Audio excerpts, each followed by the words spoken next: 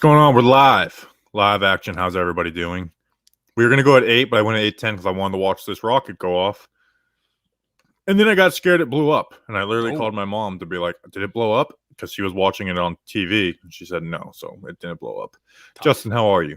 Because I was like, I was getting ready. I was like, all right, we're gonna have to cancel the stream. Like, I can't have a rocket blow up right in front of my face and do a stream afterwards. Well, I mean, I was just eating dinner, so if we cancel the stream because the rocket blew up in your face, I would have been all right with that. No, but it's great to talk with everybody. That's what we do. We talk about this football team. I got a haircut, just in case anybody hasn't noticed. Go watch the stat report video if you really want to laugh at my head and all in a very high quality. I'm feeling good. I'm feeling much better than I was last Sunday. I was very pessimistic last week for last Friday's preview episode. Not really feeling great. I'm feeling a lot better this week. And I'm hopeful that we will win. How are you? I am feeling pessimistic, man. I'm frustrated by this offense. So we're gonna go for like 30 minutes or so, and then I'm gonna kick Justin off, and then we're having Pest, please, and Authentic on. So because Justin, he's only a 30-minute man. That's certainly true. So we're gonna answer your questions, and we'll talk Giants for I guess an hour or so. We'll go till 9 o'clock or whatever. I am very worried about the offense. Like, I didn't want to be like this. Like, you guys know me. Like, have I been very anti-Jason Garrett? Did I spend a lot of time last year criticizing Jason Garrett? Absolutely. But it was a fresh start. It was a fresh start for this year. They added weapons. Okay, it's a fresh start, man. And after 1 week, I feel like, man, we screwed this up. And now it's starting to leak into like, is Joe Judge, how much is Joe Judge a part of this? Like, it's a big game tomorrow, Like, I feel like panic not only sets in with the fan base if we start at 0-2, but with the organization. If a team that was expected to win and basically flat out said, John Mara doing interviews at the free agency saying, like, this team is time to win. Like, there has to be some panic in the organization if they start out 0-2 for this season.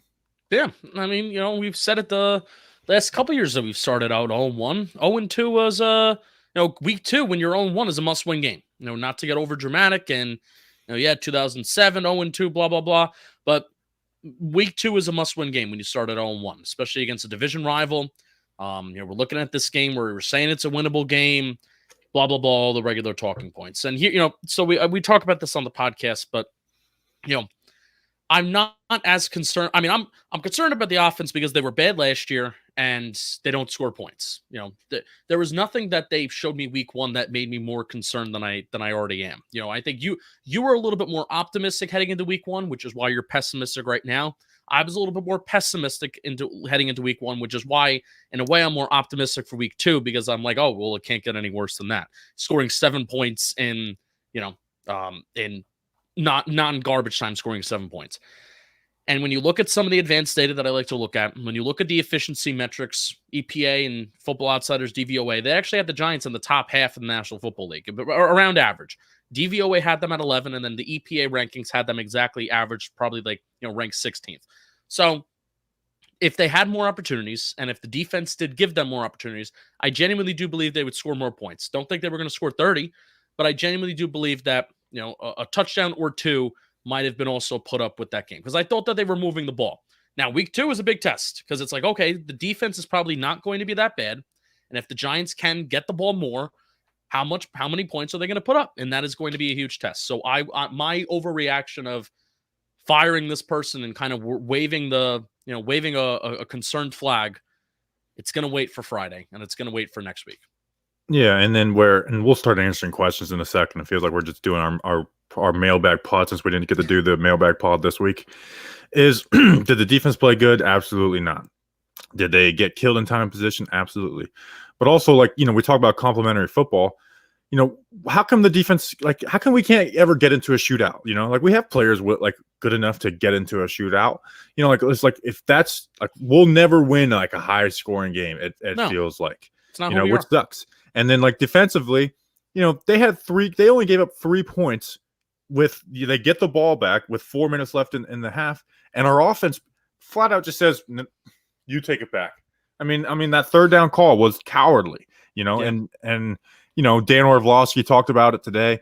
Like he was like, that was a weak move. Like they were not trying to gain a first down. They were just trying to get the clock running. Maybe if, Kyle Rudolph could break 2 tackles, you get a first down. But it was like, all right, we're putting it back in the defensive hands. Now, granted, do I want my defense to make a stop? Yeah. But you know what?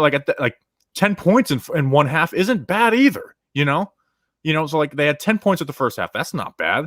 So the issue was that we only had 7 points. And then the long drive at the beginning of the half, like, yeah, that's really bad by the defense. And then Daniel, like you mentioned, they were moving the ball and Daniel Jones fumbles, and Daniel Jones had other mistakes, And I think that's where it gets kind of lost. It's like, oh, it's just an excuse for Daniel Jones. It's like, no, I mean, you watch my film, right? There's plenty of the blame for Daniel Jones. It's just a talking point is like, why does everything have to be perfect around Daniel Jones? It's like, it's not. But in this Jason Garrett offense, everything has to be perfect around it. And we talk about, well, Daniel Jones makes mistakes and he has a ton of turnovers. Yeah. Then why do we have an offense that is predicated on you can't make any mistakes and one turnover is going to ruin your whole game? And we did the splits of the stats that I tweeted out today, like in the first 3 quarters, when they had 2 routes attacking downfield. Doesn't mean you're throwing the ball downfield, but 2 routes attacking downfield. He was 6 for 6, 20 yards per attempt and a touchdown. When it wasn't, it was 6 for 12 with 2 yards per attempt. Now, do I want DJ to be better in that? Yes. But also it's like, this is who he is, So if he's the guy or not is a different conversation. But right now, he is the guy. And I want to play to his strengths. I want to, if Pat Shurmur, the guy that Joe Judge replaced, and everyone ran out of town, does that to you, I wonder where the pride kind of kicks in with Joe Judge. And now that he's going to start getting heat, rightfully so, if there's like, okay, maybe I need to change because maybe my job isn't as secure as I thought, even though I think it would take a lot for him to get fired after this year. But we said the same thing about Pat Shurmur at the beginning of his year too, and then at the end, he ended up being fired. Yeah, and the reason why he was fired is because Pat Shurmur could not control his defense. And it's the other way around with Joe Judge. And this is not saying that Joe Judge should be fired. Joe Judge is going to be fired. I think that there are a lot of other things and a lot of other areas in the organization where Joe Judge has had his footprint. Where I really like Joe Judge. It's just the Giants are operating differently because of Joe Judge. They are, and the miscalculations that John Mara talks about in 2018 and 2019, they haven't had those miscalculations in 2020 and 2021. And the one thing that has changed is Joe Judge. So that's that. Yeah, I'm still a big fan of Judge, but I'd be a bigger fan if they came out and realized that doing the same thing with better players this year on offense isn't going to work. And I think they got a nice kick in the nuts on Sunday. And we're going to start answering questions, and I'll finish off with this. Like the defense played bad, yeah, but I also understand that Patrick Graham he did adjust last year. The defense didn't come off fire and hot last year. They adjusted and they got better. And they had some good games against some really good teams, versus Tom Brady, and where Daniel Jones threw that game away. Like Daniel Jones flat out lost that game. Where I think like that game and maybe the Rams game where it's like, man, Jones really kind of screwed us in that game. In the Rams, we lost that game, but we don't talk about how like Patrick Graham did, like kind of put together a blueprint of how to attack the Rams. Yeah. Like without Same having with the to Seahawks.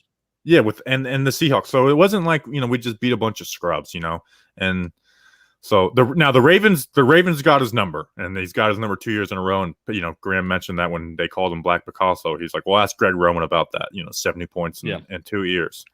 But besides that, he was working with what he had. So all right, let's answer some questions.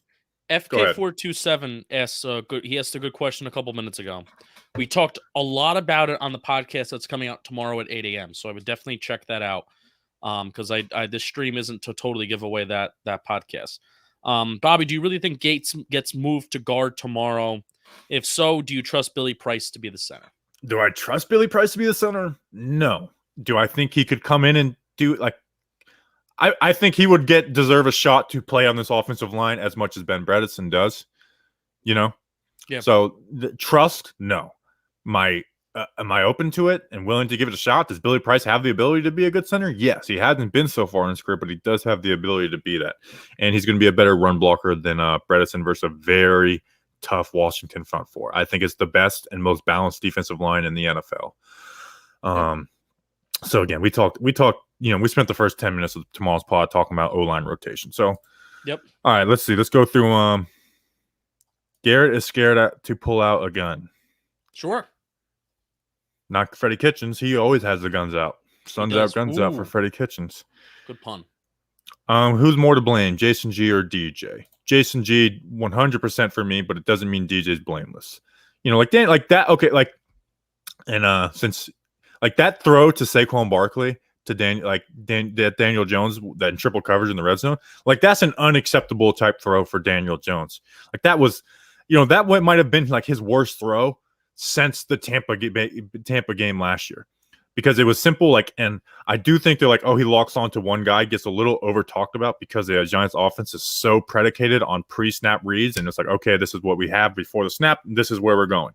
But on that play, it wasn't. They ran man coverage, we ran 2 crossers, and the guy that was in man coverage on Darius Slayton read Daniel Jones' eyes, just totally left Darius Slayton and undercut that route and almost had an interception. And if Daniel Jones, just looks off that corner and keeps his eyes on Slayton, well, then it's a touchdown to Saquon Barkley. It's a tight throw between 2 guys, but it's a touchdown to Saquon Barkley. And if he does see that corner come off, then he has Darius Slayton wide open for a touchdown or maybe get down to the 1-yard line. So, and I really think that was his worst throw since the Tampa Bay game last year. So it doesn't mean he's Justin looks 16, Bobby looks 35, which is funny because you're the one that's bald and I'm the one with the full head of hair. Yes. You're a skinhead now. Any beliefs that you want to share with us? I do look like a big baby. I look like a very big baby. You look like a skinhead. Let's go with big baby. All right. Let's see. Do you think we involve Toney more versus Washington? We didn't talk about this on the podcast at all, so we can talk about this. I would like to. Yeah. More so. I mean, they didn't involve him really at all besides 2 reps, and then he played the last 3 reps of the game. So I do think he'll be more involved, but I want him to be more involved without okay, give you the ball, Kadarius Toney. And that sweep could have been ran better. I think it was, I don't care who it was too. I think it was a badly drawn up play where they left Von Miller unblocked. That wasn't on accident. They purposely did that. If you're going to do that type of stuff, you got to leave the interior defender unblocked. And also, that play that got 4 yards or 6 yards on, it might have been 2nd and long. Using Kadarius Toney as an extension of the running game. I like that. Where you're putting, I love that shit, Bobby. I love that shit, because I'm an analytics guy, I'm a throw the ball guy, but I'm not just the guy that's throw the ball 20 yards down the field every single play. I value the intermediate game. That's why, heading into last year, I was so big on Sterling Shepard because he provides you that intermediate where you need to throw. Sometimes you need to throw the ball 5, 6, 7 yards where you want to have a nice little solid gain on a 1st and down, 2nd and long. If there's a 3rd and 6, you need to get 8, you need to get 7 yards, right? So having guys that can challenge the intermediate part of the field, and Toney's the guy that can do that. Maybe not necessarily with his route running right away, but just if you see that they're playing in zone coverage, putting a tight end in motion, going in one side of the field to the other, which the Giants have done that, where they have both of their tight ends and 12 personnel moving from one side of the field to the next. Okay, so then quarterback could say, all right, are we playing in man coverage? And if you're not playing in man coverage, and if nobody follows those tight ends or whatever kind of key you need to indicate, put Kadarius Toney in motion at the snap of the ball, then boom, put the ball in his hands and let him go to work on 1st and 10. That stuff is an extension of the run game that you can get an easy 4, 5, 6 yards on 1st down, which 1st down inefficiency when the Giants were running the ball was the thing that really killed them on Sunday. And that play sets up so much other stuff. Yes. Because you saw they left the middle of the field clear open on that. So what does that do? You put a slant inside. There you got the safety over the top. I mean, that could turn a slant into a house call. I don't know if Shep has, the juice to do an Odell type play, but that can turn a slant into the house call. A QB draw. I mean, they left the middle of the field wide open. I get their defensive end popped out, but you can block that up with a draw. So that sets up all different types of stuff. It moves safeties. It's just, so you don't have to throw to get at Darius Toney to get him involved. So that's, so yes, I do think he has to be more involved than he was last week. He just wasn't involved. Eli Bittner, does Heineke's mobility scare you about missed sacks again? That's the thing that scares me the most. I don't want to say scared because Heineke doesn't scare me. Don't sleep on him, but he doesn't scare me. That's the one thing that I think he does well because I think his arm talent isn't great. He can throw. He can sail the ball at times, but those missed sacks can turn the big plays, and we saw that last week with the Ojulari missed sack and the McKinney missed sack. Absolutely, Heineke's got balls. Heineke's the quarterback that gave that Tampa Bay defense and that that Tampa Bay team. Washington was the team that gave Tampa Bay the most run during like their postseason run. So he's got guts. Kid's got guts. So Bobby Broadway, our guy, he's the big. He was like he promotes the O-line stuff. He tweets me at O-line stuff. Like Bobby Broadway's an O-line guy. Yeah, he was like one of the. I feel like he was one of the first like main followers of that O-line report too, which is really awesome. Is there any chance Gates gets time at right tackle? There's a chance. We talked about this a lot on the pod. We had a good conversation on the pod. Here's what I'll say without getting too deep into it. I think Gates would be our best option at right tackle, but I still don't want to play in right tackle because I don't know if he'd be good there. He practiced there all 2019, all 2018. He played tackle and he was all right, nothing special, but like he did a decent enough job. He hasn't practiced at tackle in forever. So I would move him out to guard, keep him at center. I just wouldn't put him at tackle because I don't think that's his long-term spot, where center and guard are his long-term spots. Yeah, I certainly don't want to. But, if there's a disaster situation this season where Nate Solder and Matt Parrott are flat out costing us football games. Nate Solder did not cost us the football game on Sunday. He did not. So until we get to a point where Nate Solder is like 2019 red flag, where he is costing us football games like he was in 2019, if we do get to that point, then I'm like, yes, then Nick Gates, Nick, if that is an option, if that's something the coaching staff can see that can happen, then Nick Gates should go to right tackle. Justin, I almost compare him to Justin Pugh with the positional versatility of you go here, you go there, you go here. And, the fact that he's out there for 16 games and, I think he might be better than Justin Pugh when Justin Pugh was during his time in New York. And also, I think Nick Gates has taken more, he might have taken more snaps at tackle over the past few years, combining with his time at Nebraska and then combining at the time that he took at tackle in 2019. He's probably taken more snaps at tackle the last 4 years than he has at center and guard when you look at the total last 4 years. Does that make sense? Yes, this makes a lot of sense. This scumbag Washington fan says Toney is a head case. Wow. He had more yards than De'Ami Brown, and he had -2 yards.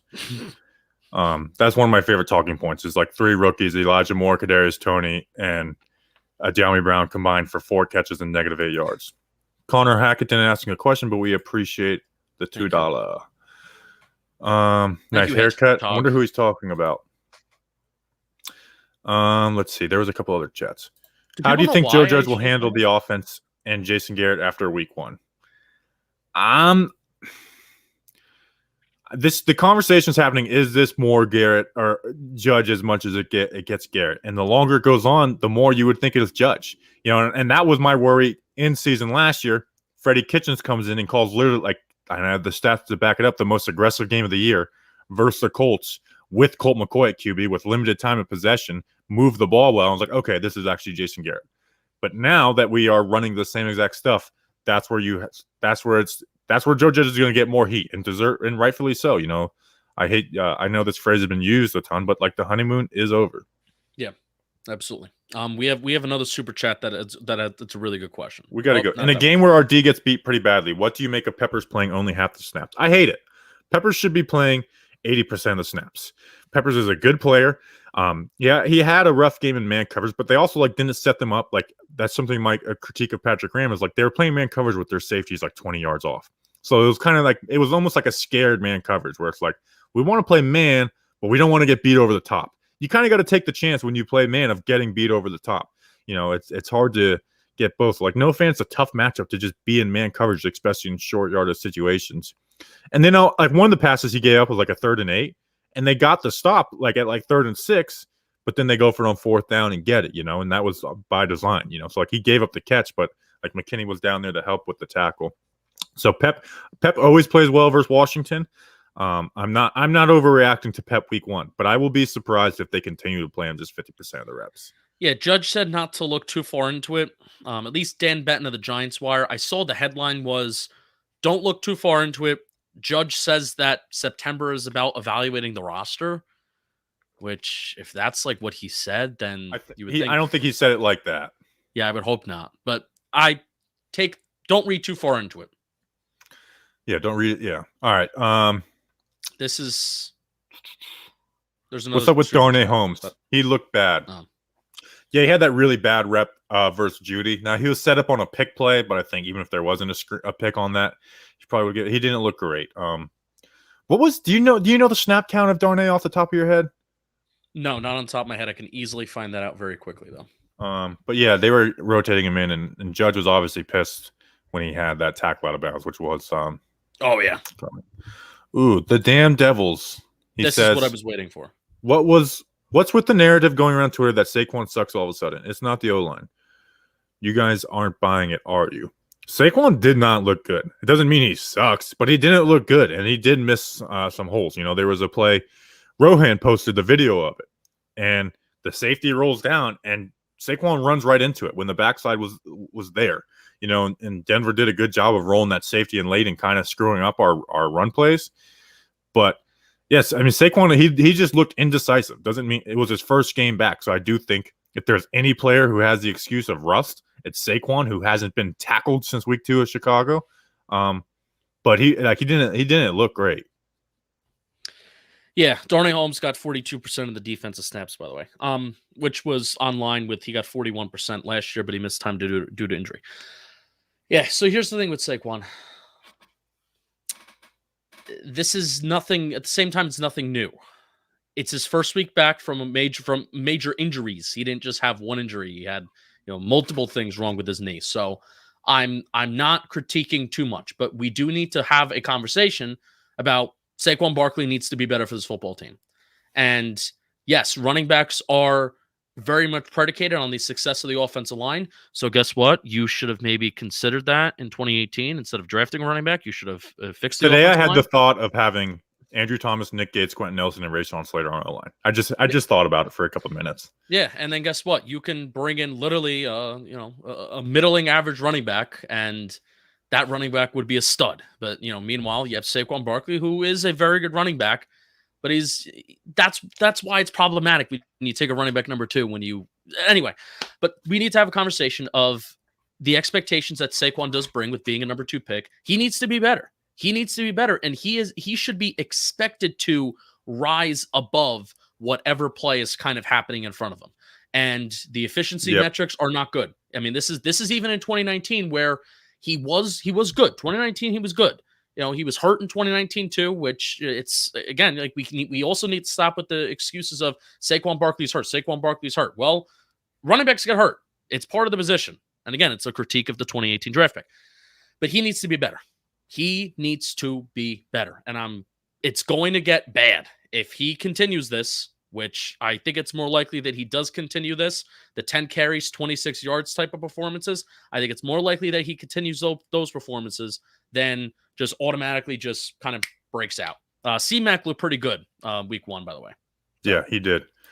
Christian asks, no, why did you shave your head? I'll answer for Justin. He's a skinhead. Nope. Not exactly it. No, not it. Not at all. That joke's never going to end until your hair grows back. Never going to end. Let's see. There's in like 2 weeks. Let me get some questions. 50% isn't enough. I agree. Do you guys want Judge to be out after a bad year? No, I believe in Joe Judge, and it could change, but right now it hasn't.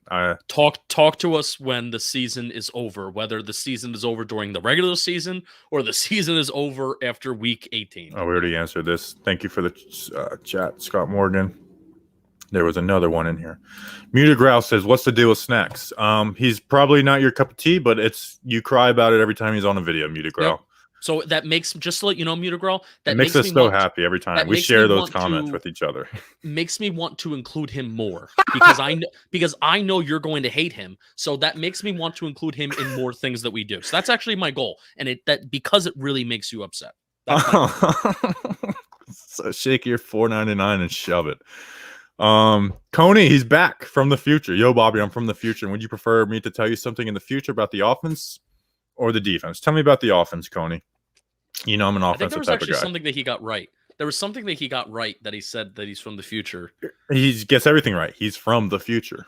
He does. It is true. All right. I'm trying to catch up on the chat, but I don't want to miss out on any good questions. Which Giant needs Manscaped 4.0 the most? I would have said Ted Larson when he was here, but he's not here.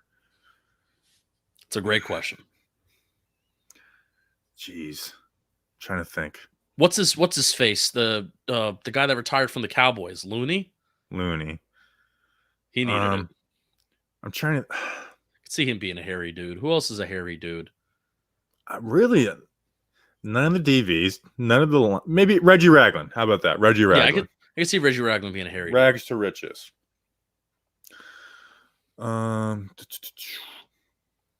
Let's see, what do we got? I don't care about Slater at this point. Slater, there's been a lot of Slater talk. I am still I like the trade down. I still would do the trade down. Maybe I would do a little bit different, but I'm not doing the hindsight like, oh, why did we not try to trade down? Now, if we would have had the, and this is the point I have made though, is that if Jalen Waddle, Devontae Smith, Rashawn Slater, whoever, Micah Parsons was there, I would have taken Rashawn Slater and Elijah Vera Tucker before all those guys. And the people, and I mean, when people were saying you don't take a guard at 11, I wanted to lose. I was losing my mind. Daniel GC says, forget 2018. No, I won't. Forgotten. It's gone. Dead. Old me's dead and gone. I'll forget 2018 after Dave Gettleman's gone. Let's see. The O-line sucks in the running game. I think that's a week one overreaction. Pass blocking was good. I hate when people talk about what ifs. Get over, comma. He got over it so quick he couldn't even finish his sentence. That is true, Jason. That is true. You just call me Jason? No, Jason was the guy's name. You know what's funny? Somebody on the stats report video called me Jason. It's like, great job, Jason. That was well done. I saw that. That was so funny. I think he might have been messing with you on purpose. So I'm gonna. No, I think that person was just. Jason. I have a stereotypical image of that person in my mind, thinking that they're probably 60 years old, looking at football stats for the first time, and they just called me Jason, and I'm young. I just can feel like it'd be a third year Letterman. Whenever he replies to someone, he says their name wrong, which is funny. I got a kick out of it. All right, I know I missed a bunch of comments, but I'm going to the bottom because scrolling through is tough. Why didn't we call more plays around Daniel's mobility? Yeah, they didn't run any read option. There was one RPO to Slayton on that out route that he dropped on the drive of the fumble. But yeah, they ran no read option, which is like. But we need to make something clear. We need to make something clear though. Like I even saw some comments earlier saying about Daniel Jones, like using Daniel Jones out of the pocket. Daniel Jones is not Pat Mahomes, Russell Wilson, Aaron Rodgers, where he can throw the ball very well on the run. I don't think that's his strength. I mean, you saw that preseason interception that he had. That was him rolling out of the pocket. If there's one limitation that I think the Giants actively will not do, it's that Daniel Jones kind of rolling out the pocket and play action and stuff like that. They very much want the play action to be in shotgun and where he has to turn his head only for a brief second under the center. I don't think he's ever going to be the quarterback that's going to improvise and roll out, but they should be using his mobility in the run game, in the RPO, my QB option, that kind of stuff, but not necessarily using his mobility with him throwing the ball outside the pocket. If the Giants lose to WFT, Cam, I actually picked Cam Sims in the fantasy draft. Spoiler alert. I think he was asking Cam Newton. No, that doesn't make sense. Bobby Broadway. Thoughts on how Zoe Carter and Aziz looked last week? I actually didn't focus in on Aziz. I'm going to do that tomorrow, waiting for the game. Lorenzo, I thought, did a decent job setting the edge in the run game, but he didn't really add much in the pass game. I didn't focus in on those two a ton, but they didn't do anything that really stuck out. I mean, Aziz had the sack, but it wasn't, the great. Did you see the play that they credited Austin Johnson for the sack on where Logan Ryan and Leonard Williams got to him? I was wondering why Austin Johnson was credited for a sack. I didn't remember him getting a sack. Leonard Williams and Logan Ryan got that sack, and I guess Teddy Bridgewater fell without being hit, and Austin Johnson literally walks over to him on the ground and taps him like this. And they credited Austin Johnson for that sack. Which, by the way, Austin Johnson greater than Danny Shelton's sign right now. He looks good.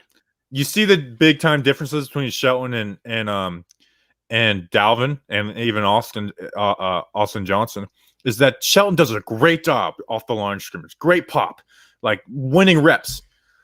But you can just see where it's like he's just not athletic enough to finish plays. Like he's just not athletic enough to finish the plays that Dalvin Tomlinson finish, and that's where the difference is. And that's why, that's why Dex and Leo have to step up Leo can just be himself, but Dex needs to step up this year. Yeah. Austin Johnson had 4 run stops.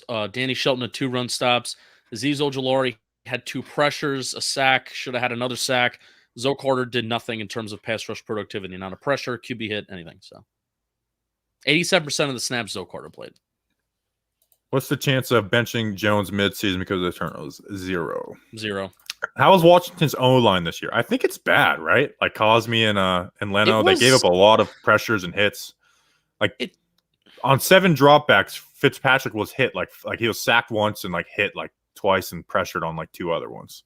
It's so crazy how Washington's O-line was like the biggest question out of the entire division last year. Like I was talking to some Washington fans that were talking more pessimistically. And they got worse about their O-line compared to the Giants' O-line. And I really do think, I talked about it on the podcast. I talked about it on the stats report too. If you watch that video, go watch the stats report. Bobby's O-line report doesn't need promotion. We're starting a stats report thing, and I like it. It's a lot shorter than Bobby's. It's a lot shorter than Bobby's long ass O-line video too. I talked about where quarterbacks largely do control their sack rate, their pressure rate, their QB hit rate. Largely. There are going to be times where guys come unblocked and you're going to get a sack, right? Where the quarterback can't control that. But if quarterback's holding the ball for 4 seconds and he doesn't get rid of the ball, and he doesn't throw the ball away, and the offensive line and he gets sacked, the offensive line necessarily shouldn't be faulted for that sack when the quarterback holds onto the ball for 4 seconds. So the Washington quarterbacks last year got rid of the ball insanely quick.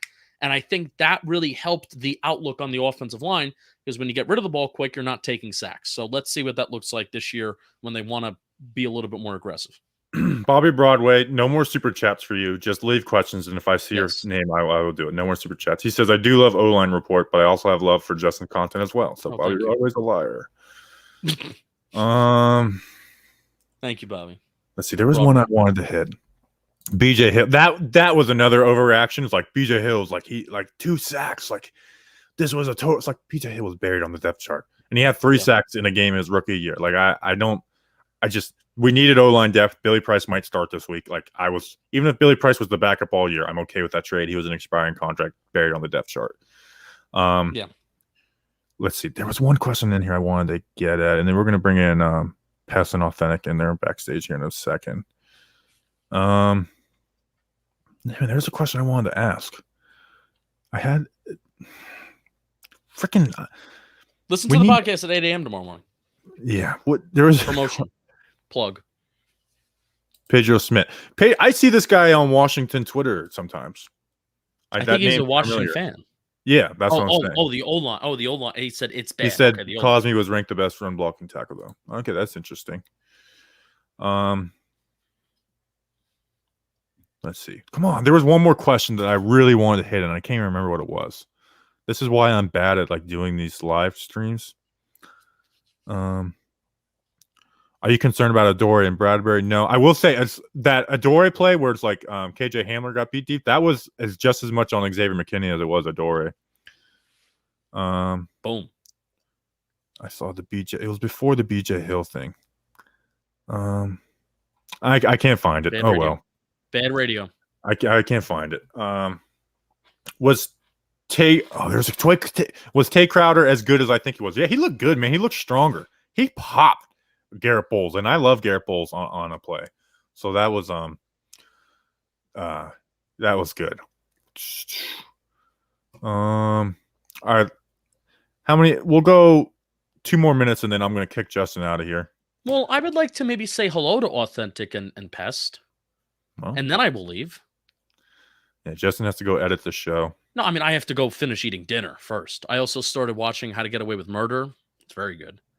Very good. I'm trying so hard to find a question that I want to answer. But there was a stretch of time where ABC shows were just so toxic and addicting during the 2012 to 2016 stretch, and it was awesome. Oh, this was the question. Jason Cabrera had it. Good question. I can only watch TVs on Friday nights now. The season starts. Jason, do you guys see Garrett getting fired during the season, a la Colombo? Possibly, but I also want to. I hope Jason Garrett calls Joe Judge a bad word. But that's the point I want to make.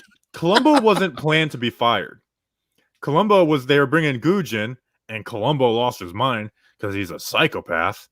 And then he was fired. So Now, could they maybe promote Freddie? That's a possibility. How much freedom does DJ have with Jason Garrett in calling audibles as opposed to when he was with Sherman, where Duggan wrote that he had the same freedoms as Eli did? Did he?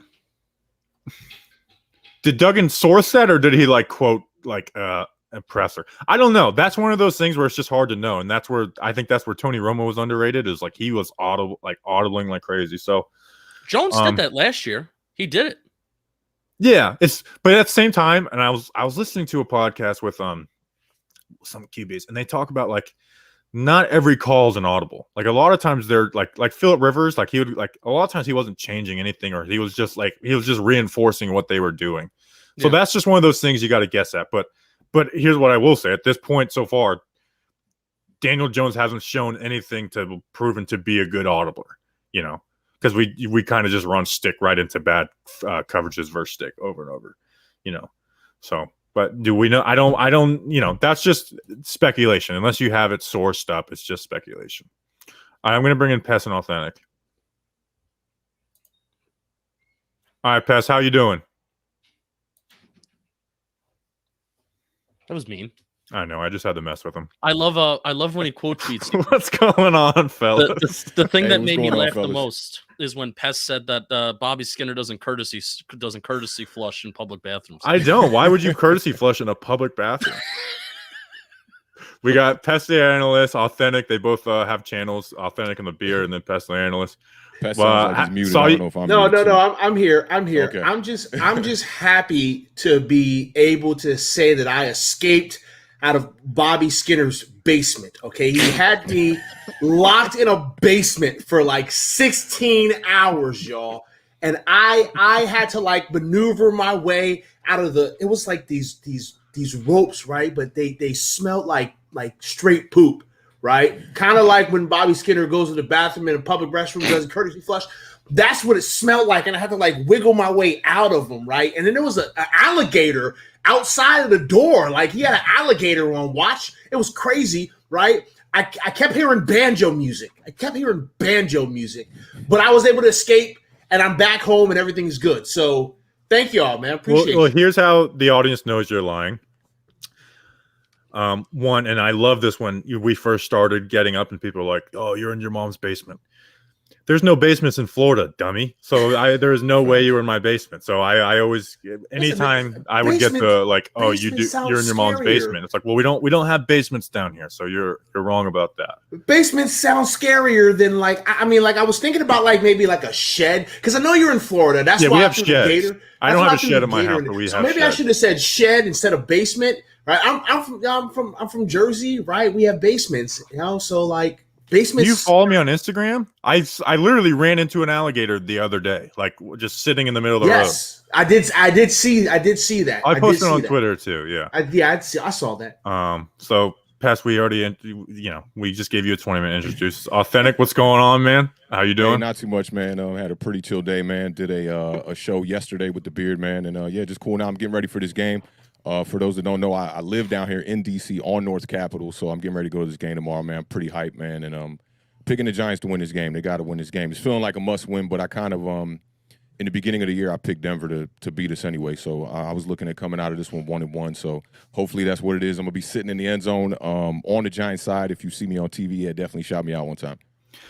I hate saying must win in week 2, but it feels like it, doesn't it? It feels like it. I hate that must win. It's well, not really. You have this year 15 games after this, and that's going to help. That's going to help us. It looks like the NFC East is being set up to be a horrible division again. I mean, DeMarcus Lawrence looked really good Thursday night. Yeah. Oh, he's out. God, it's terrible. Could Taylor Heineke beat the Giants? Sure, but it's I don't think is how many games is Washington going to win with him, or even Fitzpatrick?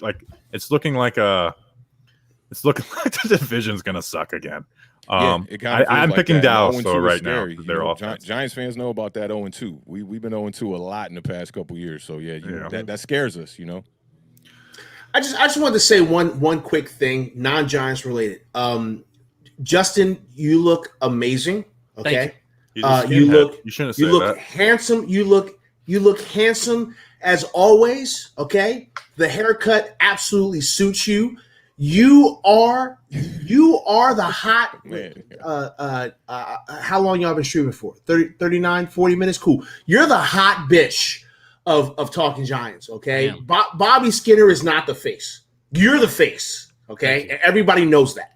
I have multiple chins attached to my face too. That's all right. Listen, everybody lie. It's just more of you to love. That's all. Okay, well, so I wanted to say hello. I'm going to go eat dinner and then edit the show. Bobby Skinner is just a piece of shit. I love hanging up on people on StreamYard. It's the best feature. I do it all the time. You're terrible, man. Just the worst. So I am having you guys on one because I felt bad.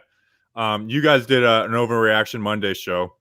Yeah. And I got sent a clip, and it's like, and you guys mentioned Bobby's clip, and then you're like, people pretend to be fake scouts and stuff like that. And it's like, so I replied, I was like, well, I'm not pretending to be a fake scout. I just, I try and do a best job covering the Giants as possible while also not taking ourselves too seriously. And then we talked and worked it out. So that's why I wanted to have you guys on. Plus, I haven't had you guys on the channel anyways. So I mean, I wouldn't want Pest on regardless, but I figured I could only here either. Like this is like the worst part of my day right here. I can bust your balls nonstop, and that's why I like you. Like if you actually do come down, like what's weird is I've had people like come down here and like, you want to hang out. Here's a funny story. So I used to put the Talking Giants stickers all over the place, and then someone messaged me and like, hey, I saw your Talking Giants sticker at Dunkin' Donuts. I was like, oh, that's pretty funny. And he's like, would you want to hang out or something? And I was like, maybe I'll meet him up at like a beach bar or something. And I was like, how old are you? I was like, are you 21? He's like, no, I'm 15. I was like, no, dude, like you cannot meet up with a 29-year-old man off the internet like that. No, that's not happening. Like, yeah, that's not a good look. For sure. Yeah, that's bad. Listen, and Chris Hansen shows up. So, Talking Giants, are we? Yeah, I was like, no, we cannot hang out. But if Tess was down here, that's a bad look. I would, and I'd bring him to my Florida shed. Listen, y'all. I listen. The shed is so bad that I thought it was a basement. Okay, that's how bad the shed is. You don't want to be in there. Percival says talk Giants now, so we'll do that. Let's get it. What's on your guys' mind going into this game? Like, I know you guys. I mean, you guys do your own stuff. So, like, what is like your overbearing like opinion? Is it with the are you worried about the defense being not as good as last year? Jones, Garrett, like it seems like most people are like right in on Garrett, which I agree with. But like, where are you guys at right now going into week 2? I'm a little bit all over the place with it. I was telling you this on Twitter. Like, I kind of take a bunch of opinions to formulate my own. So I try to just scour the internet, look for as much content as I can, see what different perspectives people are coming from. And I'd say going into this game, I wasn't one of the people that was thinking fire Garrett. And I'm still not thinking that way, I don't think, just because it would be very difficult to fire an offensive coordinator this early in the season, too. And I feel like just the Giants organization in general, this kind of reminds me of like when Daniel Jones was sitting on the bench rookie year, right? And we got to week 2, I believe it was. Eli Manning played like some average football, but we were 0-2, and I felt like Pat Shurmur kind of jumped the gun to save his job. He started the rookie to kind of say, well, maybe we got to a slow start because the quarterback, or maybe we could spark this season off. And in the long run, you only end up with like 5 wins. And I think a little bit of that's kind of going on now. It's like I've played on bad teams before, and this happens. Everybody starts pointing the finger. It's this, it's that, it's that. Secondary's looking at the offense, like score more points. The offense is looking at the defense, like get off the field. And in my experience, I'll keep it 100. Like in my experience, switching out the quarterback is usually what fixes this. I don't think that will be the case in this one because I'm a believer in Daniel Jones. I think he can ball out. I think he's got a variety of skills, that he can use on the football field. We see it. He can run. He can throw. He's got a big arm. He's accurate downfield. He's tall. He's got the stature. He seems like, he's got the mind for football, but it's just not clicking. And now we're in the 3rd season, and it's like we're still all sitting back kind of waiting for the quarterback to make plays. And I was talking with a homie the other day, and I was thinking about this, like, what is the game from Daniel Jones in the regular season that wowed me? And it was his debut. Like, that's really it. And then outside of that, it's like Daniel Jones has not made a lot of plays, but also has not had a lot of company around him that's making plays because you need guys that you could just throw it up to and, catch those 50-50 passes, which is why I feel like we brought Galladay here, and I think we got to give it some time. That's what I think. I think with Jason Garrett here, we had the 1 year last season. It looked bad. You know, it was a lot of short route concepts. We're not taking shots down the field. The running game not clicking. The running game not clicking has seemed to be a thing since Saquon Barkley has kind of been here. Like, these coaches don't know how to use this grade A talent, it seems like. All the way back, you know, to Pat Shurmur and Ben McAdoo, I want to say. Did Ben McAdoo get a year with Saquon? I think he did, right? No, he was the year fired. before? Because we went 3-13 a year, and then they drafted Saquon the year before. Yeah, and I remember we were struggling with him too. You know, like it was the rushing attempts with McAdoo. So, you know, it's like we're just sitting back waiting for it to all work, and it's not working. You know, and a lot of finger pointing is happening at this point. But I think you got to just let them play it out. We got a fresh new car in the garage, and we got to just drive it. You know, that's really what it is. It didn't work this first game. I didn't think it was going to work that great this first game, and I kind of had a good feeling that Teddy Bridgewater was going to kind of slice up this defense a bit. You know, I looked at one video on the internet, somebody breaking down some plays from him in the preseason, some of the throws that might have got him and won him the job. And Teddy looks like he's playing on a confident knee. He looks like he's not scared out there, and Daniel Jones could benefit from some of that too. Daniel Jones just seems to be playing tight at all times, and like, I'm just waiting for him to loosen up and just like put the team on his back, just go out there and make plays. But the guys around him got to make plays too, and I think Sterling Shepard is the guy that we can X out of that conversation, at least for game one of the 2021 season. Yeah. So I don't want to turn this into a 20-minute speech because I could do it with Garrett. Yeah.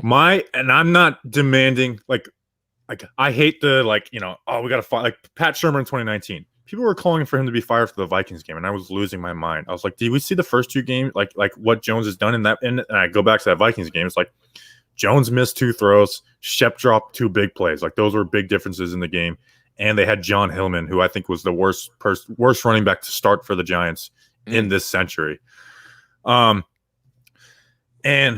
so like I don't want to be like fire Jason Garrett, but I try to not take myself too seriously, but it's like, we put in the work, and then it's like everyone around like that football is saying, like, that Peyton Manning broadcast, everything he was saying was like, it felt like a personal shot at Garrett, like Orlovsky. And I'm a big believer in patience, like I wasn't calling for Garrett to be fired last year, and I gave him a fresh slate this year, like be different, don't just have better players, be different. And I feel like it's like, now we're doing the same thing and with better players, and we didn't even get Kenny Galladay involved. So I do think it will get better. Like this, It's not going to be like last week every week, And I think a reason Jones plays tight is because there is so much like pre-snap, like you need to know where everything's going, and because they're quicker routes where you're not going you're not going through progression. Just like you have to be perfect timing wise, and like you don't really have like you can throw interceptions and guys are going to be jumping routes and stuff. So I think that's where some second guessing comes in. And I shared those stats, like when there's 2, routes that are 15 yards or longer. Oh yeah, like it's crazily different, Yeah, and then you look at you look at Colt McCoy with Freddie Kitchen. So it's just like it will get better. I think the defense will get better, and we could talk about the defense in a little bit. Like I think the defense will get better. I think we can quell the top 5 talk, but I still think it'll be really good. It's just, I think there's a cap on what this offense is, and it's not because of the players. Like I look at the Philly game last year, the Giants offense like executed flawlessly in that game, like very few mistakes. Every deep pass was converted, and they scored 27 points. So that's like what I view as like the cap for this offense is 27 points. And against good defenses, you're just not going to do that. And yeah, just like real quickly, I wanted to ask you this too. Now, let's say Daniel doesn't fumble there in the red zone. We go down there, we get 7, right? And maybe later on in the fourth quarter, we don't go for one of those 4th downs and we get a field goal. Would it make you feel a little bit better about the offense, or would you still kind of have a critical assessment of the game? I would feel better about that game, but I would still be saying the same stuff about the offense because I don't want to play the results. Like I remember after the Seattle game last year, we won, and I was like, we won. This is fun. But this offense is broken. And I was like, and it wasn't because of Colt McCoy. I think Colt McCoy exposed it. He wasn't the like definitely not, definitely didn't help. But it was like I think he exposed the issue and wasn't necessarily the issue.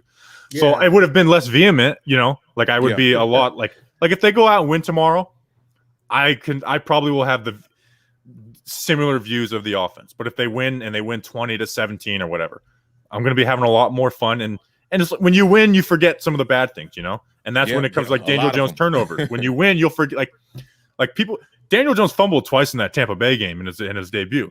We completely forget about it because he balled out in that game. And that's part of my issue with Garrett too, is that Daniel Jones has turnovers. Like he's a QB that has turnovers. So why do we have an offense predicated on like one turnover, like kind of screws the whole thing and trying to develop long plays and stuff? So real. It's a lot of stuff. And I feel like the only way that I'm going to feel good about this offense after tomorrow is if we blow the football team out of the water. Like we go out there and we just like put up 30 plus points. Like that's going to make me feel good. But if we go out there tomorrow and we barely win, and especially if we win because our defense, I'm going to still have concerns about this offense. I don't understand how we have, statistically one of the most accurate long ball throwers, and we're not throwing a long ball. Yeah, like there were two. The numbers are down though on Daniel Jones as far as how many attempts he's had. So I mean that's something to say too.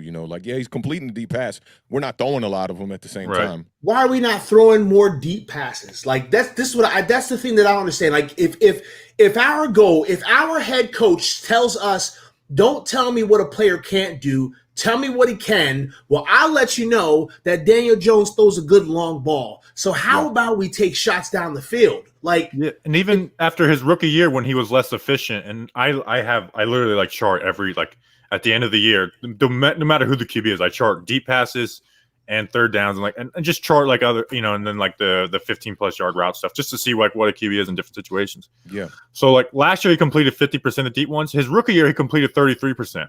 But it was when people asked me what do you think is elite about Daniel? Because he had a good rookie year, but people were trying to take away. So what do you think is elite? And I was like, his deep ball accuracy and touch is what I think is. So I just think that's his strength. But also, it doesn't mean just bombing it away. When I say attack downfield, it doesn't mean bombing it away. But attacking downfield makes checkdowns easier. It gives easier progressions, and it leaves guys for yak. That Sterling Shepard touchdown was a beautiful play call by Jason Garrett, and you had Galladay and Slayton pull the safeties up top on a play that is their defense was called to prevent big plays, and it leaves a wide open hole in the zone, and then Shep gets some yak after it because stuff was cleared out. So and it turns checkdowns into 10-yard gains instead of 2-yard gains, and which I think that's another thing Jones needs to get better at is checkdowns. There was a throw, the one that he forced into Shep on it was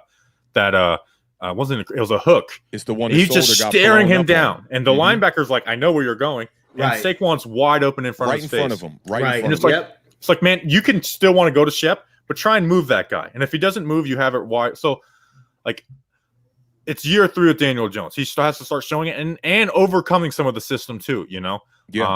The way I talk about Daniel Jones right now is totally different than I did after his rookie year. So, could I see myself wanting a QB at the end of the year? Yeah. It's just I like him. I believe in him. Let's do what he does. And if there's if the argument is they don't trust him, well, that sucks. It sucks that you guys took a job with the QB. I don't think that could be the case. They have full trust in him. I think the other problem too is he's got to get the running game going. We saw this last year. There was probably 6 games where Daniel Jones was the leading rusher in the game. That can't happen for a guy that's pretty much hanging in the pocket for most of the game. It's not like he's Jalen Hurts scrambling, running around for his life and trying to pick up a few yards here. Right. He's sitting in the pocket and he's the leading rusher with 20-something yards. That just can't happen. So there has to be a way to put some help around this kid at the same time. People got to make plays. And with the 4 receptions from Kenny Galladay, I thought that was a start for that because you see Kenny Galladay making those catches that are in traffic that are the plays where you don't expect the wide receiver to catch it. Because previous to this, in 2019, I felt like every time we caught the ball, it was it just had to be dead perfect.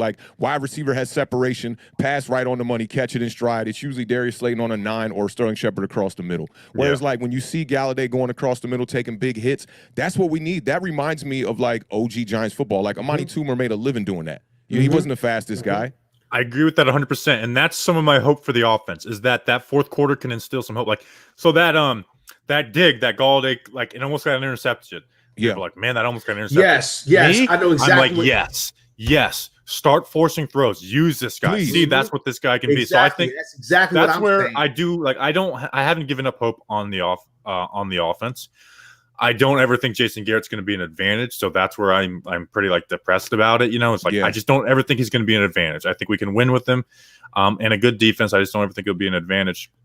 But the run game last year to start off was putrid, and they changed their scheme all around mid-year, flat out. I remember calling it out. I was they run inside zone, outside zone, and and duo, and then they changed it where they started running power and score like pulling and doing Once different Wayne things. Gallman got in the mix and stuff, yeah. And Joe Judge even admitted that. He's like, we tried out running inside zone, outside zone, and this wasn't what we were, and we totally changed our run scheme.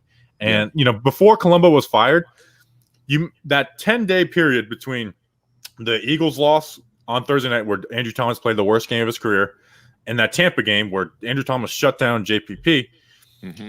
That's where the rumor was that Judge started having more of an involvement in the run game and the offensive line. You remember people were like acting like he was like the O-line coach. I think that might have been a little overdramatic, but I guarantee you it wasn't Joe Judge being like, you know what, I'm an O-line coach.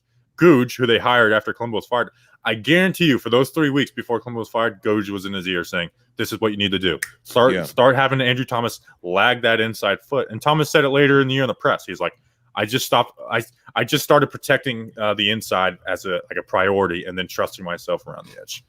Yeah, which is how he probably got the job. He probably convinced Joe Judge that, look, your scheme's jacked up and I could come in and fix it. And, you got somebody in your ear like that, it's all about believing them. And then, we implement things.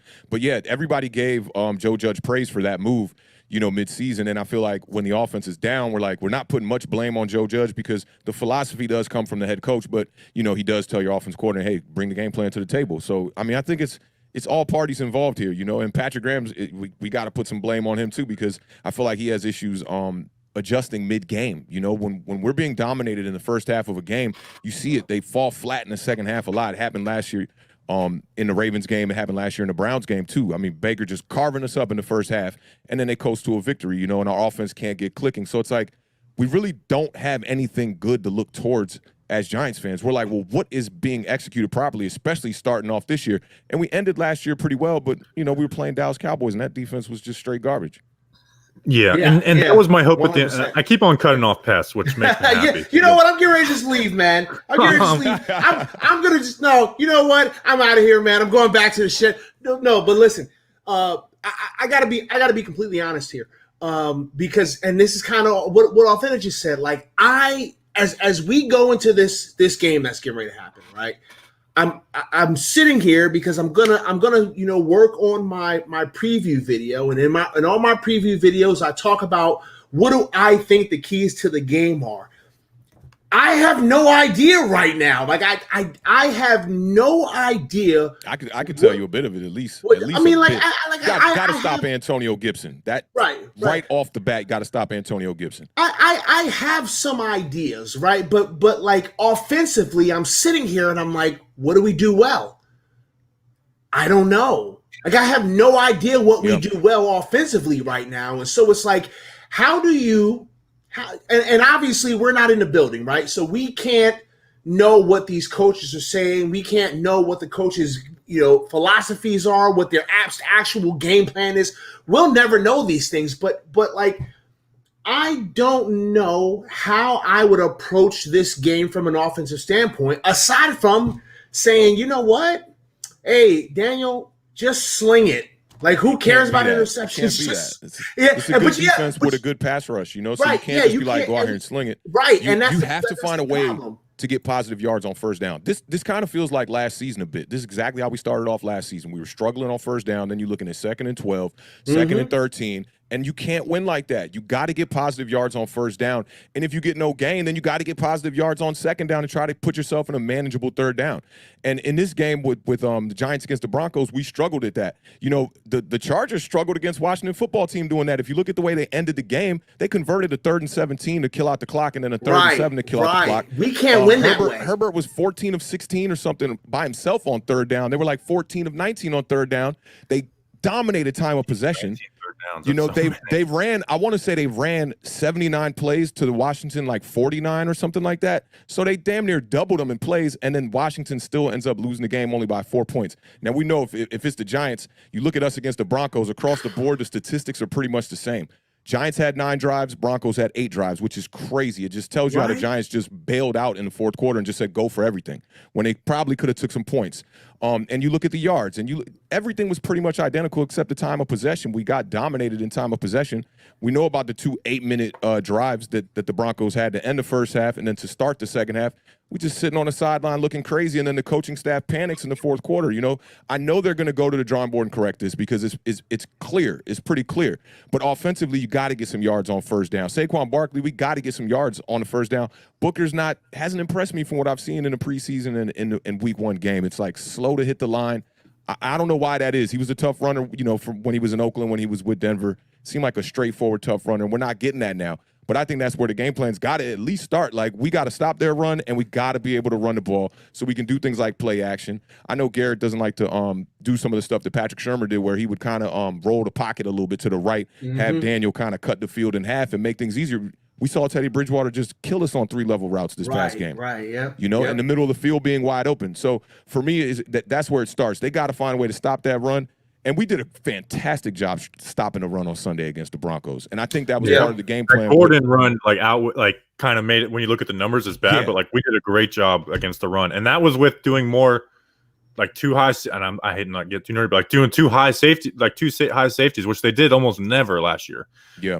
Which I think they're going to get away from. I think that will be a Patrick Graham adjustment. It's like, okay, we're not built to do that. Yeah. Close down some of the middle of the field on that. So, yeah. And it's great. We're facing a better defense this week in Washington. A much better we're facing a better defensive front.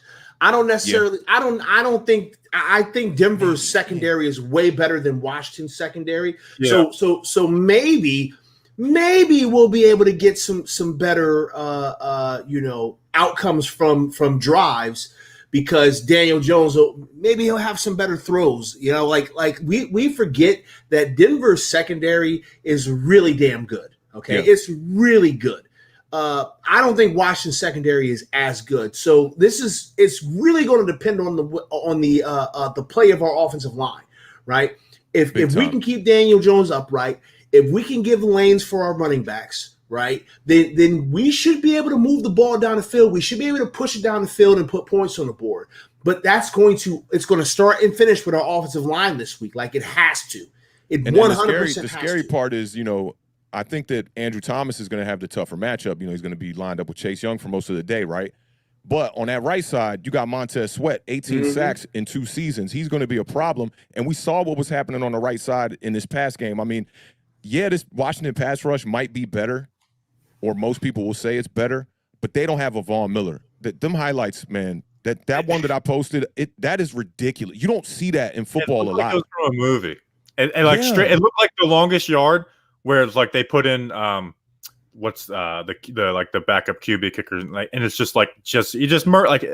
it was, and he had that embarrassing rep earlier on the sack where it's like his leg. Hey, but listen, it's Von Miller. See, people, I have been Von Miller. You're gonna lose. I mean, it was pretty crazy because Kyle Rudolph kind of gives him a little shave block first, right, and he pushes him out the screen, and then you just see Nate Solder. It's like he's setting up to get hit by a vehicle. Yeah, Von Miller just comes out the side of the screen. He knew it was coming, and he was just like, "What?" So we got to clean that up. Montez Sweat is not more, he's not a bull rusher. He's not going to go right at you like that. But to have 2 good edge rushers, it's also going to place some emphasis on the guards on the interior. And I heard, Bobby, I heard you talking about they might make some swaps up front. But yeah, Daniel Jones is going to need room to step up. He's got a deep drop, and he's going to need that. So the guards are going to have to be able to pass protect well, which they did pretty decent in the Broncos game. So I'm not like that was Shane Lemieux's best pass block. It was a limited sample size, so you don't want to get too overhyped. But it's like, man, Shane Lemieux looked like a different pass. Like if he's done for the year, man, I feel so bad because it looks like he put in the work and got better. But, yeah, that's unfortunate with him with the injury, man. And what is that, a patella he's having issues with, or? Yeah, patella. Yeah, he was a patella. Something like that. I don't know. I'm bad at remembering the names. Yeah, that's tough. Your co-host, shout out Giants Nation. Can't wait to get the game. Washington finally beat Daniel Jones. I think that's part of it too. It's like we just have beat Washington forever. And it's like I'm not going to respect them until they actually beat us head up. But 5 straight now. My brother's actually a Washington fan. Really? Well, see, I was born in Jersey. But, we moved down here when I was young. My dad's like, if you ask him what football team was he a fan of, it's the Giants. But he's not like big into sports. He's like a racing head. So I'm from Jersey. I like the Giants. I like the Giants, Yankees, Nets, and Devils. My brother, we used to be big into racing. So my brother liked Tony Stewart in NASCAR. Got you. Joe Gibbs owned that team. Joe Gibbs, the Redskins, and that's how he became a Redskins fan or a Washington fan. So. All right, I missed like a million comments. Yeah, we were. Y'all were too busy. Y'all were too busy cutting me off. Let's see. I don't know. Wait. There's a. Tell that man in the middle. Don't be mad. It's Miz. It's Miz. It's hello there, Miz. Hi, man. Miz. I hope. Hey, I still got to go back and see that blow up that happened with y'all on the Hub Show. I hope your day is going fantastic, Miz. Well, you guys went at it. Yeah. Oh yeah. I hope your day's going great, Miz. I hope you're feeling better. Okay. I know you're a passionate fan. I love the passion. Okay. I appreciate how much you love this team. We all love this team, and I hate your guts. All right. But I love you at the same time. So it's all good. Miz is big on the offensive line being, that the offensive line needs major repair. So I know they was going at it about that. Miz is just like they should have made the moves, to make the offensive line better. Basically the other night. What it boils down to is this: is that I don't think that the offensive line is terrible. I don't think it's good, but I don't think it's terrible. And so, like, do we need to improve the offensive line? Yes. You always want to improve the offensive line. It's one of the most important facets of your offense, okay? But it's not trash bag garbage. There are worse offensive lines in the leagues than ours. Okay, ours just isn't good yet. I need a bigger sample size before I figure that out. To be honest, I need to see a couple games. That's what I was going to say is, overreaction Monday. It goes both ways. Like last year after week 1, it's like Darius Slayton, wide receiver 1. It's like, well, that was an overreaction. Yeah. This year, definitely. Did you see that stat I posted earlier from Pro Football Reference? Daniel Jones was the least pressured QB, like starting QB. Like that's insane for what we went through last year against a good defensive front, and like even Bradley Chubb was out. Malik Green or Reed, he was their leading sack getter last year. Thomas looked really good. I feel good about that. Yeah, Gates. Thomas looked great. Gates is serviceable. Gates is serviceable, but I like his nastiness. He's serviceable. I think Gates is. Man, but I like that's the kind of guy you want on your O line when you're playing quarterback. Yeah, everyone. It's well known. I love Gates at this point. But here's something I wanted to point out is Daniel Jones' pocket manipulation. I think that was my biggest critique after his rookie year. Like more than the fumbles, it was like, how do you manipulate the pocket?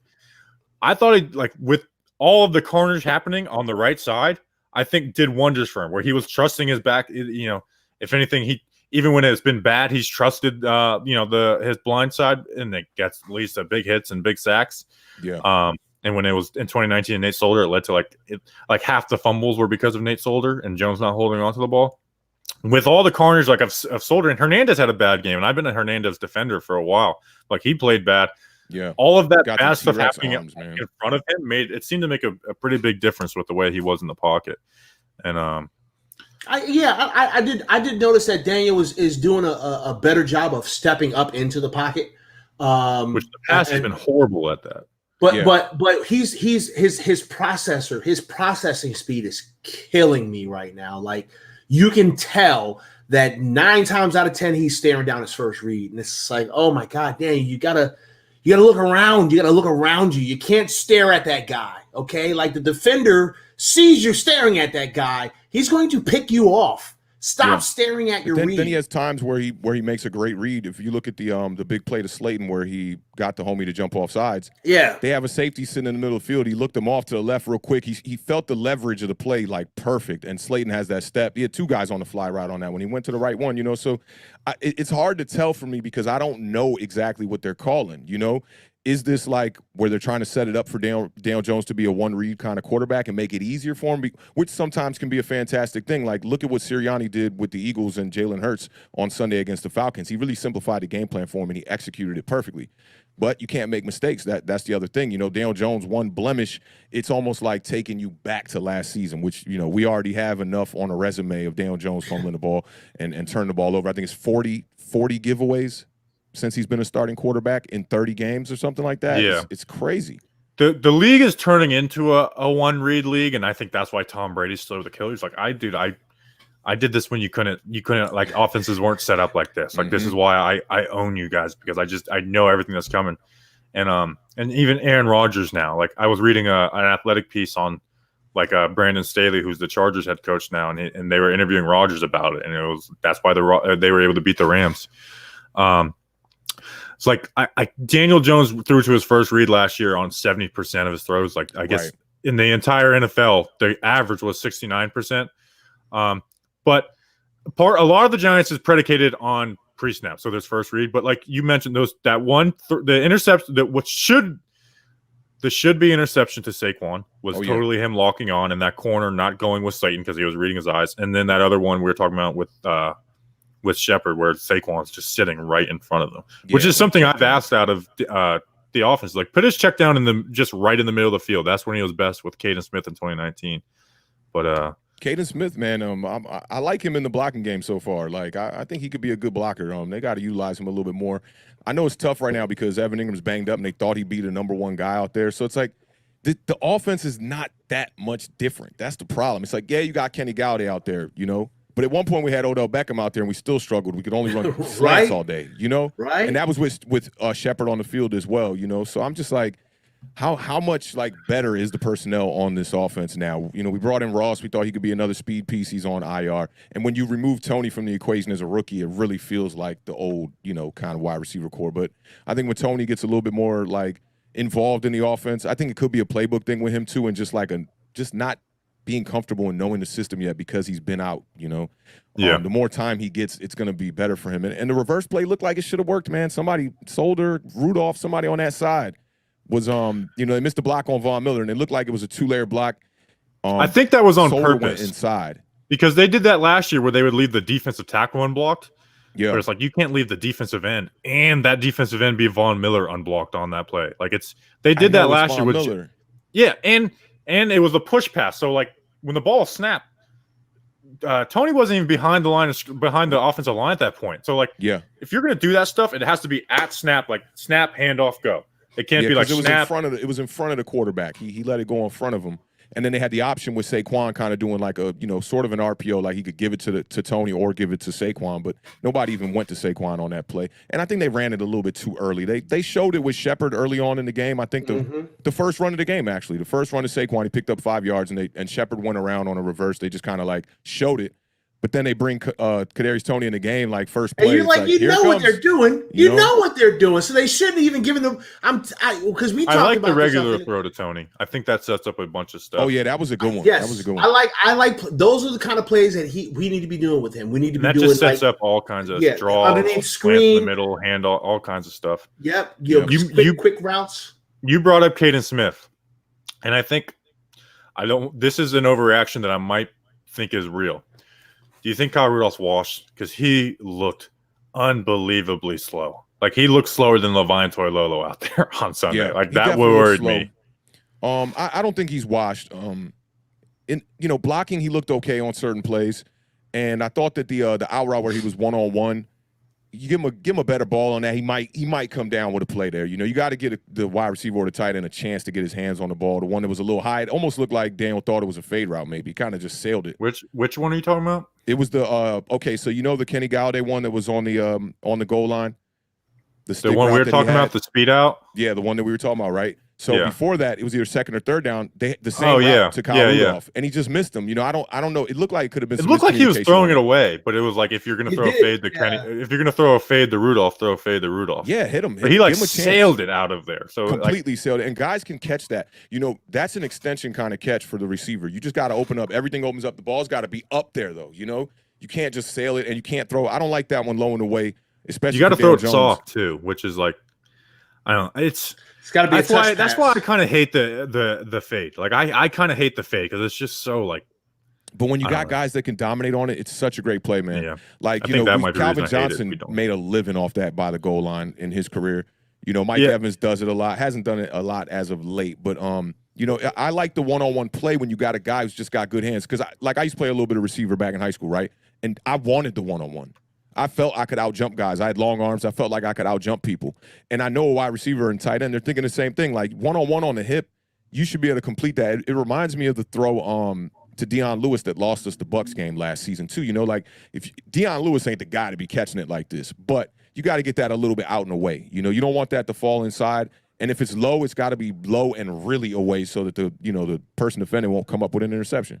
Are you talking about the 2-point conversion versus Tampa? Yeah. Jones was late. That He game was super late. Super and late. it was That back shoulder. That I had never been Totally. more depressed about Daniel Jones after that game. Yeah. And here's a point I want to make about that real quick.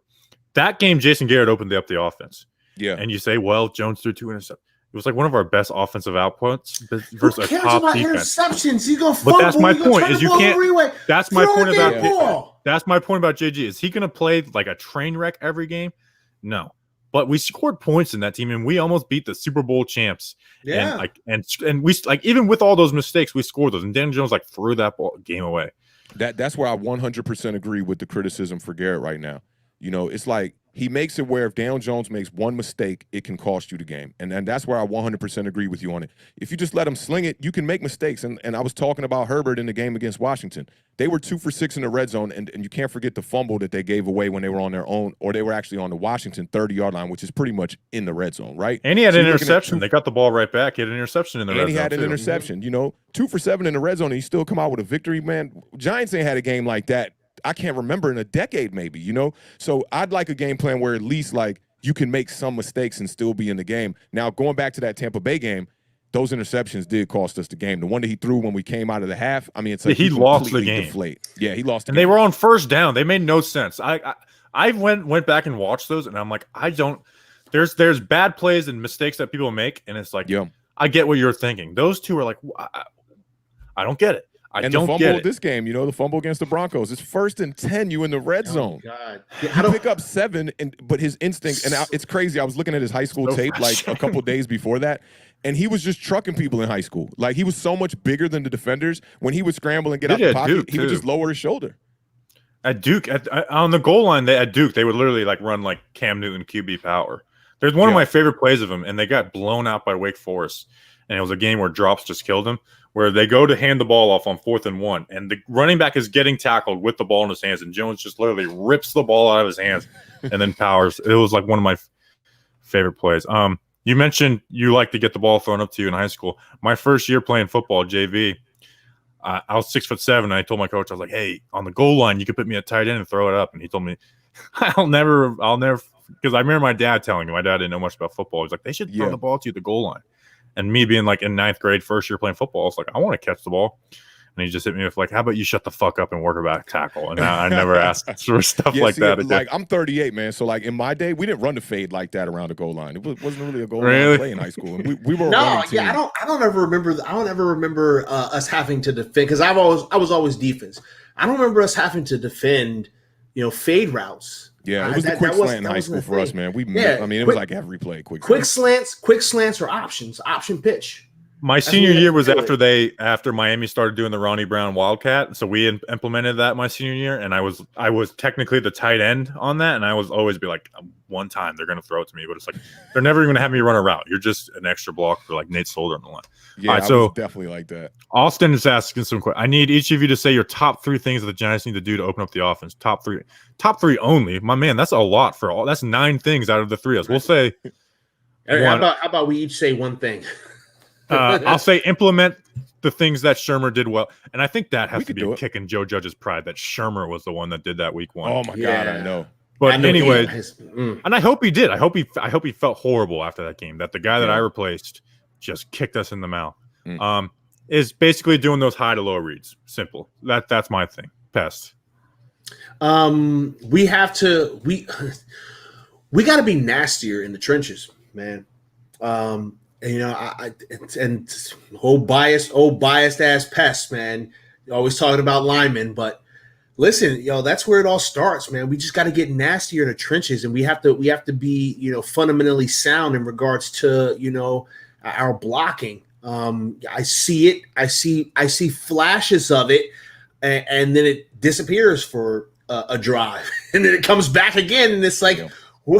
what happened? Y'all did so good on that other drive. Why are y'all sucking all of a sudden now? So like we got to get nastier in the trenches. We just have to. I'd say, okay, so there's 2 shackles right now on Saquon Barkley on each ankle. Okay, he's got 1 shackle on each ankle. One of them is him mentally. He's got to just say, I got to go out here and play football. We got to take that shackle off. The offense and the game plan, as far as Garrett goes, they got to figure out a way to get him outside, get him back to doing what he does best. You know, you could see the safe running game plan, keeping him between the tackles and whatnot, so he wouldn't get injured, wouldn't have to do what he does best, which is cutting and making people miss. So, like, yo, just take it off, man. Let him do what he does. Take the shackles off him. Let him run how he runs. And Saquon's got to do the same thing mentally to just be able to get the running game going.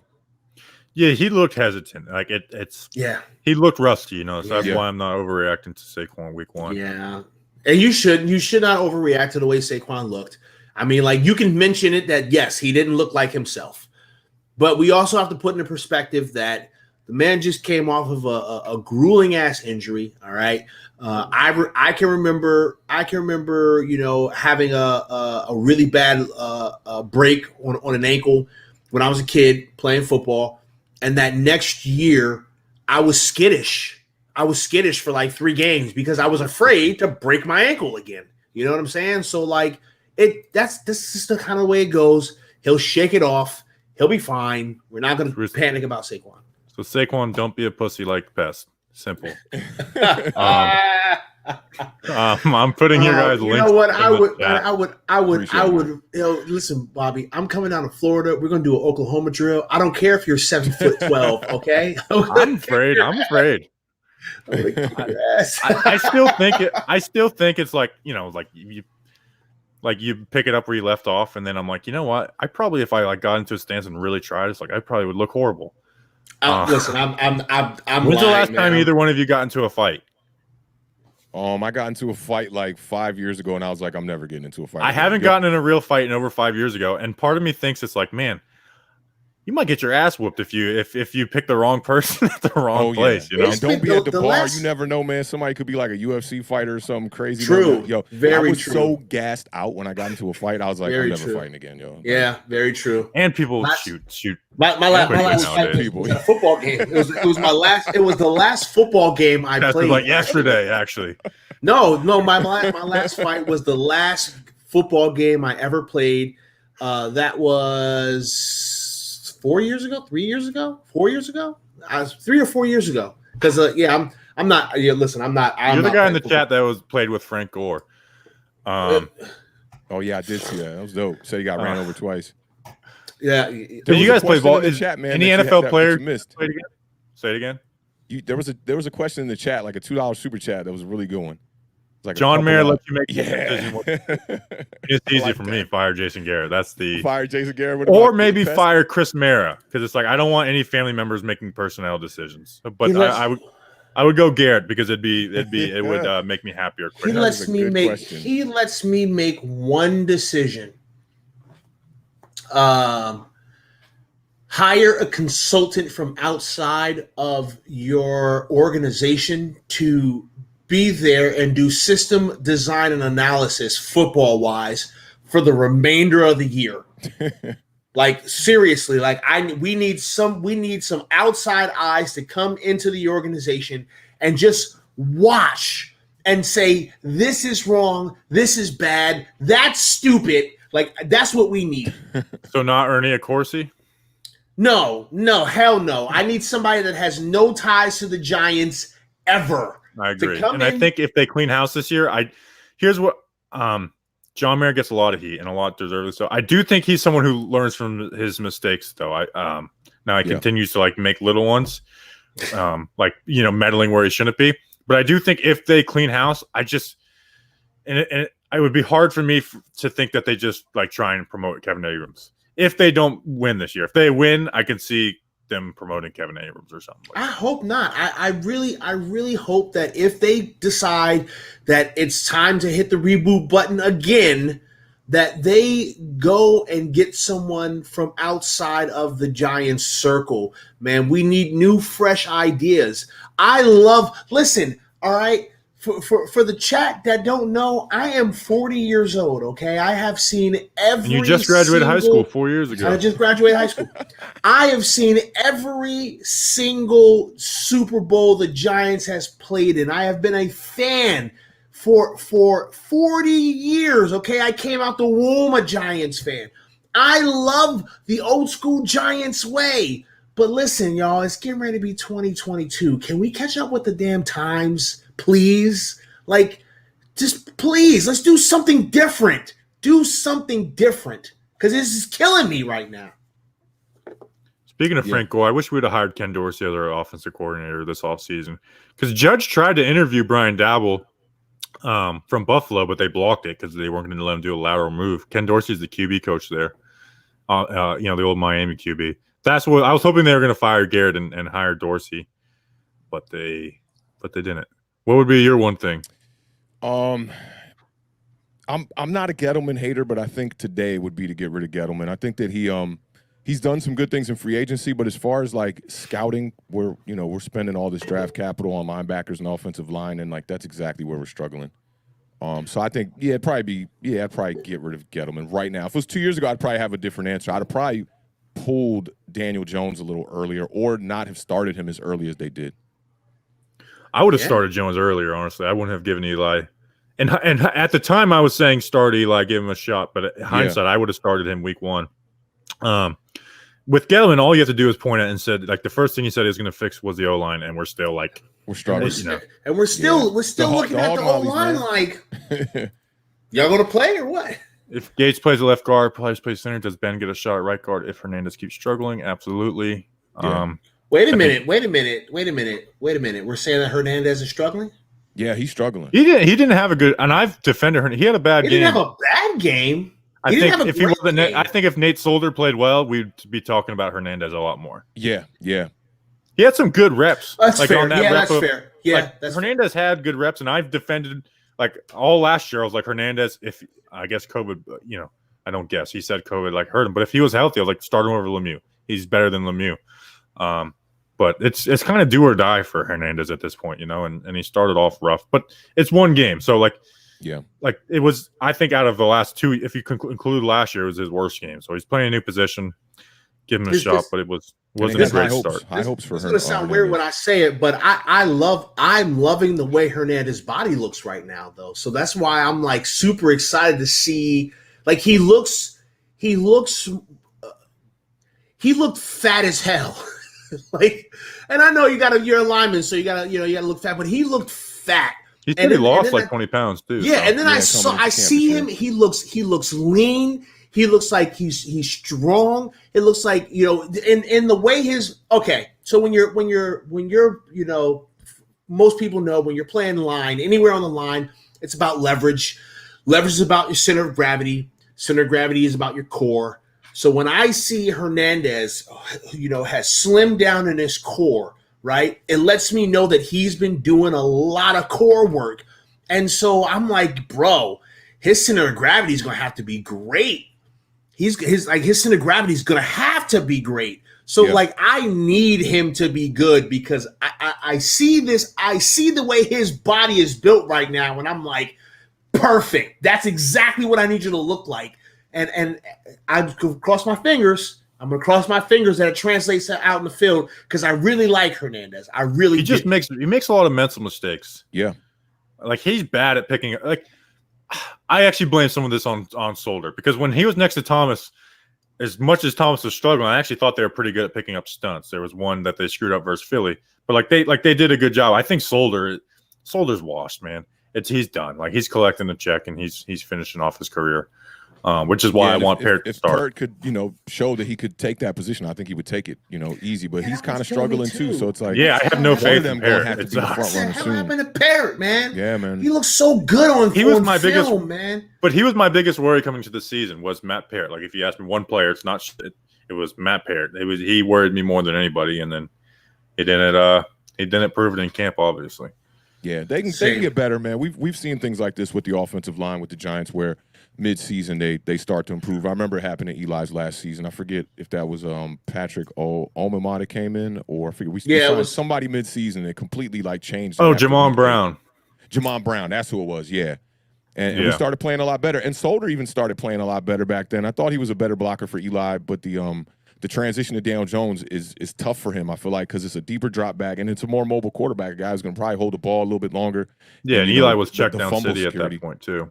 Yeah, yep. And I mean, and Jones was kind of oblivious to his blind side too, and with Solder being the one there, it was a bad duo. Yeah, it was which tough. is why I was like demanding a tackle in 2020. And that's the thing I'm worried about with this team. Like, is it just a bad connection of everything here on the offense? Like, is it just never going to gel and never quite glue, and not have enough time to really develop? If we had this kind of weaponry when Daniel Jones first got to the helm, it'd be really cool to watch it develop all together because we had a young line, we had a young offense. It'd be really cool. But like, you're bringing in young pieces when Daniel Jones is running out of time, kind of. Yeah, year 3 is huge. And that's why I want to see, like, Andrew Thomas, like, struggled last year and he got better. Like, he was a lot. So, like, give Parrott that same opportunity. If Solder was, like, adequate, I would be like, you know what, we're not playing projects. But it's like, I mean, Solder, he looked like he just didn't play football. Like, he just didn't look like a football player on Sunday. Yeah, he was getting smashed around. And I'm not. What do you think about the Zeitler move? Do you think that like having some veteran savvy on the line might have helped us a little bit more? Because that was a young core. I don't know if you remember the Kim Jones interview where she was like, "Yeah, the offensive line isn't young. You got." Yeah, I remember that. I remember that was funny. Yeah. Zeitler did not play as well in 2020 as he did in 2019. He was never the greatest run blocker. Yeah. I wish they could have worked out something. I understand why they moved on from his contract. I'm not playing hindsight with that. I just wish they could have worked something out with it. But I think Zeitler. Actually, you know what? I'll just say it. Zeitler hated DeGuglielmo, the O-line coach last year, and I think some of the other guys did too. Like they hated Gooch, and obviously Gooch didn't return. But I think Zeitler was ready to move on. And he wasn't going to take a pay cut, so which tells me that he kind of wanted to move on. Like he was not going to take a pay cut for the Giants. Yeah, but he would have helped. I mean, he would have been better than Hernandez. And then it's like you have 4 guards that you can with Lemieux, Hernandez, and Bredesen, and maybe Gates or Price, whichever one. Just battle it out and let the best one play. Mm-hmm. All right, we've been an hour and a half. We'll finish it off. Yeah, let me put your guys' links in the chat. Appreciate it. One more time. Yeah, what do you guys have planned for the next couple of days? Because it's weird, it's a Thursday night schedule. So, like, what do you guys got coming out on your channels? I'm going to be doing. I'm going to be doing my my preview. That'll be out tomorrow morning. I'll do my game preview. After the game, I'll do my initial reaction. And then Friday, I will do my film breakdown or my game breakdown.